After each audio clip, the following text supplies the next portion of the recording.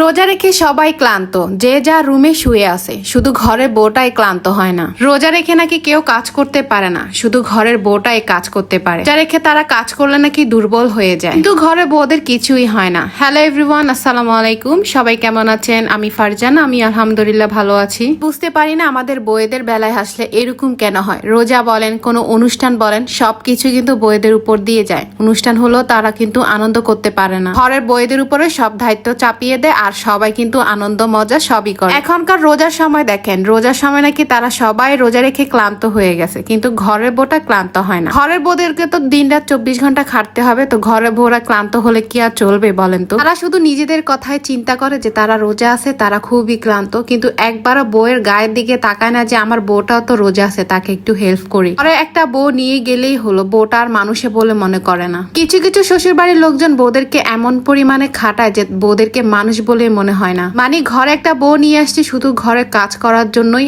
আর যত সব অসুস্থ, যত সব অনুষ্ঠান হচ্ছে ঘরের লোকজনে করবে, আর ঘরের বউ শুধু কাজই করে যাবে। কেউ বলবে না যে বৌমা ধরো এখন আমি রান্নাটা করে দিই, তুমি গিয়ে একটু রেস্ট করো, তুমিও তো সারাদিন রোজা রয়েছো, রোজা থেকে অনেক কাজ করেছো। ঘরে সবার জন্য রান্না বান্না করা, তারপর হচ্ছে ইফতারি গুলো রেডি করা কিন্তু অনেক কাজ। ঘরের বউদের পক্ষে এগুলো কিন্তু অনেক কষ্টকর হয়ে যায়, আর যাদের মাটির চুলা আছে তাদের কিন্তু আরো বেশি কষ্ট হয়। যখন একটা মেয়ের বিয়ে হয়ে যায়, এই সব সংসারের কাজ করতে করতে নিজের যত্ন নিতেই ভুলে যায়। সারা দিন রাত খাটাখাটনির পরও কিন্তু শাশুড়ি মুখে এটাই শুনবেন যে ঘরে এমনই বা কি কাজ, দুইটা রান্না করা আর খাওয়া। যখন শ্বশুর বাড়ির লোকজনের মুখে এই কথাগুলো শুনতে পারবেন, তখন কিন্তু খুবই খারাপ লাগে। শুধু রান্না বান্না আর খাওয়া বলে দিলে কিন্তু হয়ে যায় না, এগুলো কিন্তু করে আসতে হয়, গুছিয়ে নিয়ে আসতে হয়। এগুলো করতে গেলে অনেক কাজ করতে হয়। শুধু রান্না বান্না করা মুখে বলে দিলে কি আর রান্না বান্নাটা অটোমেটিকলি হয়ে যায়? এই রান্না বান্নার পেছনে তো আমাদের মেয়েদেরকে কত খাটতে হয়। শুধুই কি রান্না বান্না, একটা সংসারে কত ধরনের কাজ থাকে, যদি সবাই করতো তাহলে বুঝতে পারে। আর হয়তো বুঝেও না বুঝার বান করে থাকে, যাতে বউটা যাতে বুঝতে না পারে যে বউটা কষ্ট করতেছে। বউয়ের কষ্ট কিন্তু চোখে পড়ে না। যদি নিজের মেয়েটা রমজানে শ্বশুর বাড়িতে থাকে, তখন কলিজাটা একদম ফেটে যায়। তখন বলবে যে আমার মেয়েটা রোজা রেখে কত কাজ করতেছে শ্বশুর বাড়িতে, আহারে আমার মেয়ে রোজা রেখে তো কাজও করতে পারে না, ওর কষ্ট হয়ে যায়। কিন্তু এই কথা যদি একবার বউয়ের বেলা চিন্তা করতো,